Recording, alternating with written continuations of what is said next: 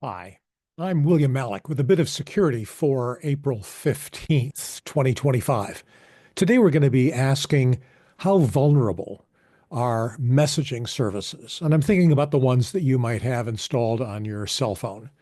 There's been a lot of talk about secure messaging recently. And, sir, I'd like to advise you of a few things to do if you need to have a truly secure private conversation. The first point is don't use public Wi-Fi. When you connect to public Wi-Fi, you identify yourself to the system. You click on the link. Remember that? And then you enter some information. It's not the information that you enter that's the problem. It's the fact that you click on the link. Because when you do that, you give the application permission to run things on your cell phone. These things can include installing malware, spyware, keyloggers, downloading information, including your SIM and other identification, downloading your contact list, your call history, your browser history, your phone's make and model, all your permissions and settings, and any and all applications you're running, intercepting, stealing any crypto wallets you might have, installing crypto mining software on your device or any devices that you might connect with, modifying your access control settings, changing your default installation passwords, your privacy settings, your preferred browser, capturing any stored passwords you might have, logging any transaction history that's going on, updating browser extensions associated with any browsers you might run, and any controls you might have over location services, privacy services, your camera, your microphone, near field or Bluetooth communications, and anything else that might be of any interest to any attacker or foreign government on your phone. Other than that, you're fine. When you travel to a potentially insecure location, I'd suggest using a burner phone. But be careful where you source the device, because many third-party phone stores sell counterfeit devices. They come pre-installed with malware.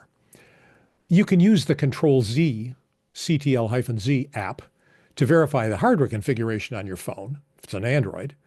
Using a burner phone allows you to destroy the device when you're done with your trip. Only install the information you absolutely need to have on it before you travel. But remember that once you connect to a host, any malware you pick up will traverse the same route. So only collect through a limited function portal. This is a network access control capability, which is now considered one of the four pillars of zero trust. So use NAC, only connect to limit function portal, minimize the amount of data you choose to access, and assume that everything you see is being read and copied. Don't use biometric authentication.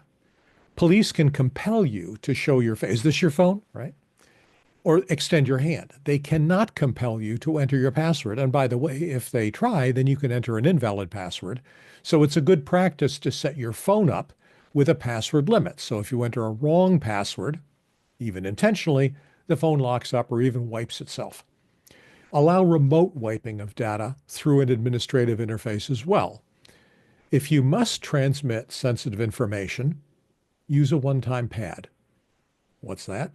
Well, mathematical encryption can be hacked, some harder than others, but the fact is that unencrypted data will be visible to any spyware on your phone while you're reading it. So, as an example of one-time pad, you can use a book code. Anyone who does not have the particular reference book will not be able to use it. So for instance, if you and the person you're communicating with want to have a book code, you could pick a book. You don't mention which book in the thing. You set that up ahead of time offline. So if you're using the 2003 edition, 8th printing of the Fannie Farmer cookbook, then the message, have gold in section 254, would be transmitted as 78.3.15. The word have appears on page 78, line 3, the 15th word. 544-2-2 captures the word gold. 733-31-3, the word section. And 254.0.0 is the number 254. Another technique is to simply use external clues, something extrinsic to the phone. A client of mine years ago was doing upstream oil prospecting in Central Asia. The government there mandated that the oil company provide them all their codes. The state police agencies had everything.